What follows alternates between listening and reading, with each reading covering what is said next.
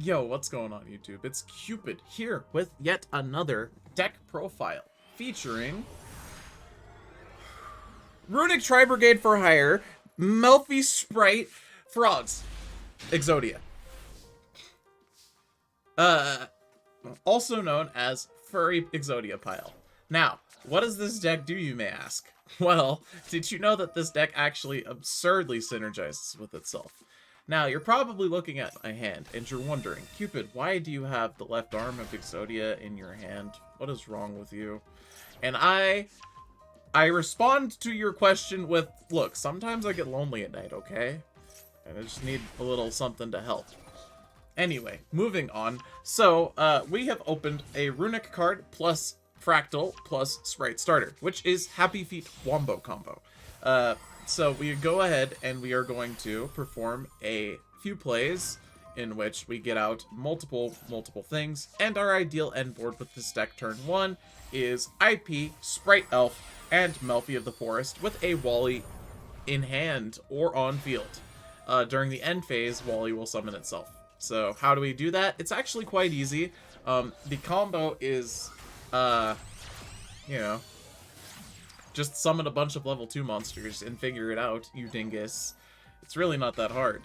Jeez. So, yeah, we are gonna go ahead and do pretty standard Melffy Spright combo stuff. And we are going to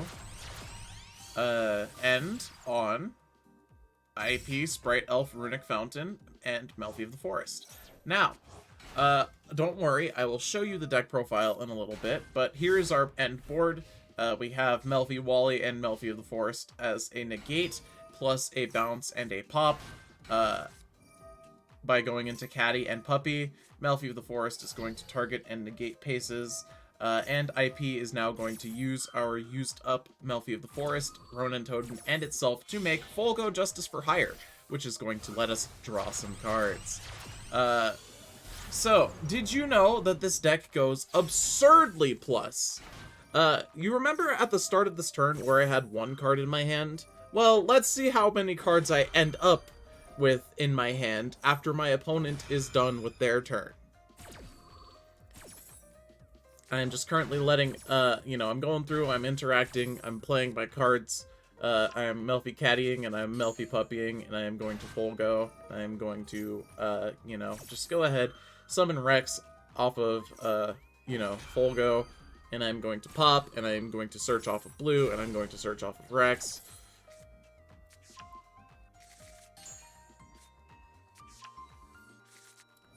And Folgo is now going to draw a card because I popped a card. And now I have 8 cards in my hand, and my opponent is out of place. So yeah, that's pretty solid, I would say. During the standby phase, opponent gets to summon a banished thing. That's fine. I'm going to Spright Elf for Kit because Kit send Nerval. Nerval effect add. Very, very good. But, I'm gonna misplay this turn actually pretty heavily, if I remember correctly, because I forget that my battle phase is skipped by my Runick card, and as a result, I end up having to discard like 3 extra cards during my end phase, instead of just setting all of my Runick cards. But that's okay. We'll live.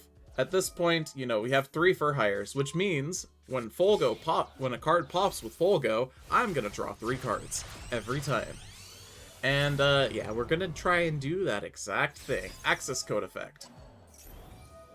We're gonna pop a card. Let's go. We're gonna draw. And just to make sure my opponent isn't left with anything, I'm gonna also pop the other card. My battle phase is skipped. I would have just attacked for game had it not been. But since my battle phase is skipped and the game forces me to go straight to the end phase, I'm just like, oh, well, this was a blunder. I better discard everything.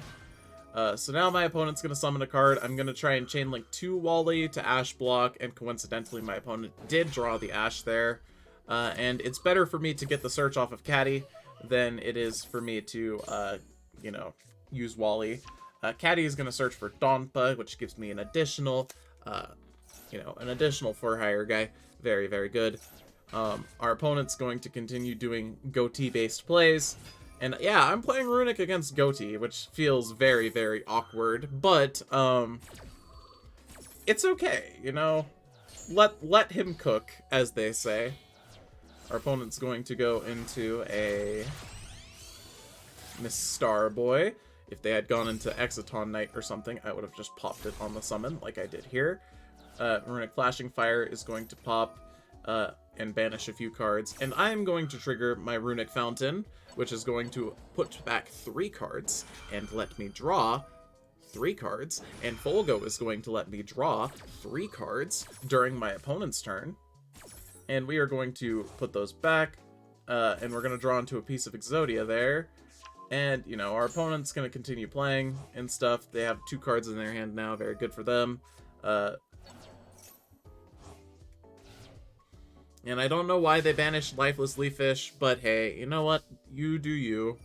Our opponent is probably getting quite frustrated over the fact that I am just not attacking them, but I've come to the realization that I'm going to use a Runick card every turn. Here, I actually blundered. I forgot that I didn't have any link monsters in my graveyard with access code, and I wanted to keep my Furhyers. So I just linked off I just banished the access code. And then I used Donner to make Apollousa. Now I have 3 negates Apollousa. I just summoned Donpa. I summon my Sprights, and then I just discard everything else that I don't need. And my opponent still has 5 negates to play through. Plus, you know, Smashers, plus set Destruction, plus set Flashing Fire. There we go. Those are the words that I was looking for. Apollousa is going to negate, because I don't want my opponent to have any effects. And my opponent is going to go into White or a Whale. Really just sick of my Folgo drawing so many cards. So I'm going to negate White or a Whale because I don't want it to destroy my Folgo, even though my Folgo is immune to destruction because it was made with IP Masquerena. And we are going to Flashing Fire as White or a Whale attempts to pop our Folgo. And I am going to now trigger Fountain to draw 1 card, and I'm also going to trigger Folgo to draw 3 cards. Because, you know, I haven't drawn all of the pieces of Exodia yet, and this is not acceptable. I draw Runick Tip, which is very, very strong. My opponent resummons White or a Whale. I am going to Runick Tip to add Flashing Fire for, you know, next turn, just in case there is one. I'm going to Smashers at this point. And we're going to banish Carrot because our opponent has no spells and traps. And yeah, banish the White or a Whale, keeping our Folgo alive once again. Smiting Storm is drawn here. I'm going to Runick Slumber, protecting my Folgo because I really just do not want my opponent to get rid of my Folgo. He is the best boy. Our opponent's going to continue using effects, and I'm going to continue saying, no, stop using effects. What are you doing? So Zep is going to get negated. Spright Red is going to negate, I don't know what that one was called. Sheaf, maybe? I don't know. Sheaf. Yeah, it is Sheaf. And then Paces is going to summon, and I'm going to Runick Destruction that trap card, and I'm also going to chain Smiting Storm to banish more cards from the top of my opponent's deck. They have used all of their small fishes, so we are going to just, you know, go ahead and send it. Donpa is going to special summon Rafale. Rafale is going to excavate too. Donpa's going to pop, which is going to trigger Folgo on a new chain. So Donpa, pop, Rafale, reveal the top 2. Look, we found the head of Exodia. And now, new chain, Folgo's gonna draw 3, and we are going to draw Exodia, defeating our opponent. Very fun, very funny. However, our opponent probably wasn't too happy about that one. So, that's very cool, right? You guys want to see a deck profile? Well, I will show you a deck profile. The deck.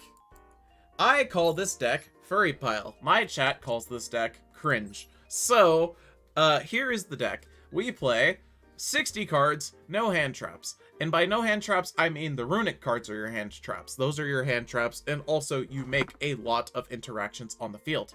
So, it's not really that bad. So, what did we play? We play one of each Exodia piece. Why?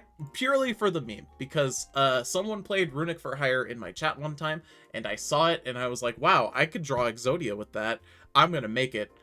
And then we went down the rabbit hole, wink, wink, of adding a bunch of other, you know, good beast synergy and good sprite synergies because we like level 2 monsters. So, from there, we built Fur Hires, and according to chat, the smallest for hire engine I could play is 1 Donpa, 1 Recon, 1 Philo, 3 Rex, 1 Beat, 1 Rafale, 1 Donner, and 1 Polko, as well as the 2 Rookie for hire and the 1 copy of Mayhem for hire. Now, this ratio is probably not correct, but this deck was made as a meme, so it's really not that big of a deal. The idea, obviously, behind the for hires is to make Folgo, and then draw cards with Folgo, because drawing cards is very, very strong. Why you guys like Pot of Greed? It allows you to draw 2 cards from your deck. Well, imagine if Pot of Greed drew 1 additional card and you could activate it during your opponent's turn every single time you destroyed a card. Well, it's not every single time, it's only once per turn, but imagine if you could destroy a card during your opponent's turn and draw 3, and then destroy a card during your turn and then draw 3. Yeah, that's what Folgo does. You also play the 1 Donner. It gives you an additional for hire name. It's just, useful in the deck. Yeah. Rex summons and searches for either of the spells that you need, and that's just really, really strong. After that, we have our Spright engine, which is not the biggest Spright engine that it could be, but the ratios are kind of, I don't know, I feel like they just kind of make sense, You play the 2 Spright starter, you play 2 Spright blue, you would play 3 if you weren't memeing and playing Exodia, and you play 2 Spright jet, which, again, I think you would probably play 3 if you weren't memeing and playing Exodia. You also play 1 red, 1 carrot, and 1 copy of Smashers, because Smashers is really good for when you don't have specifically starter. Or when you have starter and you don't need starter, Like, Smashers giving you that extra interaction during your opponent's turn is also very, very strong. Smashers is good removal. After that, we have our Melffy package, which I believe is the smallest possible Melffy package that you can put in a deck like this. At least in a consistent fashion, I should say. You have your 3 copy of Wally, best card in the deck. You have your 2 Puppy, your 2 Cat, your 1 Penny, your 1 Calantosa, and your 1 copy of Melffy of the Forest. This is the smallest Melffy package I think I could put into the deck realistically. Ideally, you search Wally every turn. Well, not every turn, but every time you go first, because Wally gives you a bounce and a pop, and if you have Melffy of the Forest on the field, it also gives you a monster negate. So very, very, very, very, very good. And considering, your Calantosa pop triggering your Folgo drawing 3 is also quite solid, I would say. Next, you have your Tri-Brigade engine, which is literally just 2 Fractal, 2 Kit, 2 Karas, 2 Nerval. You need to play 2 of each, at the very least, because if you draw 1 Nerval, and you only play 1 Nerval, you've bricked the entire Tri-Brigade engine. That's not good. So, yeah. The synergy here comes from Karas and Kit being level 2, and also your whole deck being beasts and being able to special summon beasts during your opponent's turn to banish cards with Shurag, giving you additional interruptions. Very, very, very good. Next up, we have our Frog engine. Swap Frog, Ronin Totem. This is the golden ratio. Swap Frog, ditch Ronin Totem, link off Swap Frog for Spright Elf, summon back. That's just a free +1. It's really, really good. It feels like it's a lot more than just +1, though. I'm gonna be real. It feels like it's like +50. Are there any other archetypes that I haven't covered? The Runick cards. Yes, very good. Runick cards.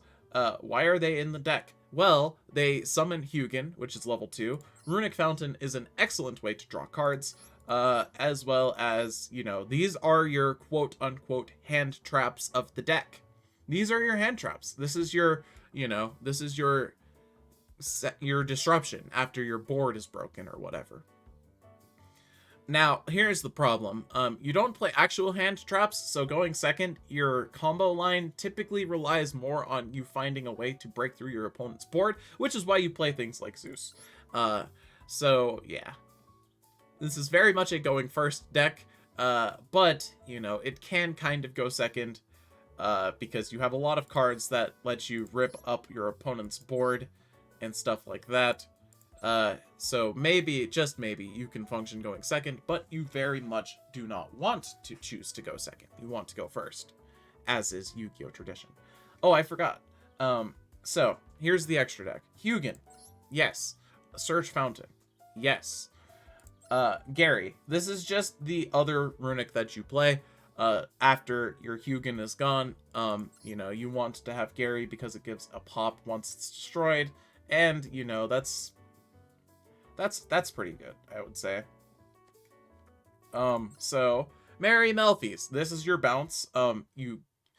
Ideally, you go Wally, summon Puppy, and Caddy. Caddy will bounce, add Penny. Penny at any point can special summon itself. Synchro summoning using itself and the Caddy to get a special summon Caddy, which targets a face-up monster on the field, returns it to the hand, which bounces your opponent's card. And, you know, you have your Puppy to summon Kalantosa to make a pop. Very, very good. Melffy of the Forest, you draw... you search Wally off of Melffy of the Forest, and considering how many times you make rank 2s, it's very, very good. Gigantic Spright, obviously. Zeus. Now, Zeus is kind of hard to actually use after you go first, because you use both of your Exceeds turn 1. You use them. So, like, how are you going to Zeus? You just kind of can't, to be honest. IP, you need this, especially when you are locking yourself into rank/link/level 2 monsters with Gigantic Spright. Farajit, this is a good extender. It's also link 2, meaning you can still use it under your Gigantic Spright. And, you know, when it goes to the graveyard, it draws a card and then puts a card back. I suppose that's useful sometimes. But it special summons a level 4 or lower beast, warrior, beast, or winged beast from your hand, which is practically your whole deck minus, you know, Beat, Rex, and the Spright cards. Well, actually, it's not your whole deck. I shouldn't say that. That's not true. But it's, you know, a solid enough amount of your deck to where, you know, it's just useful to have. Spright Elf, this one's pretty obvious. It's just the best Link 2 that isn't named IP Masquerena, and you need it in your Spright decks. Donner gives you an extra Fur Hire name that you have access to from your extra deck. Also, it pops, and you can tribute a monster to summon a Fur Hire from your deck to, you know, do Fur Hire plays even further. Unicorn, you know, more disruption if you don't want to go into your full go. You know, Unicorn is a very, very good way of, you know, shuffling a card during your opponent's turn. Folgo. It's Folgo. It draws 3 cards. It's Folgo. You play Folgo. Appaloosa. You can make this to make additional negates as well during your opponent's turn. If you feel like your opponent is on a very monster-heavy deck, you know, this is an alternative to using Unicorn or Folgo. You can go IP or Appaloosa, IP into Appaloosa during your opponent's turn. Access code. I feel like this should just be in every deck where you play a bunch of Link monsters.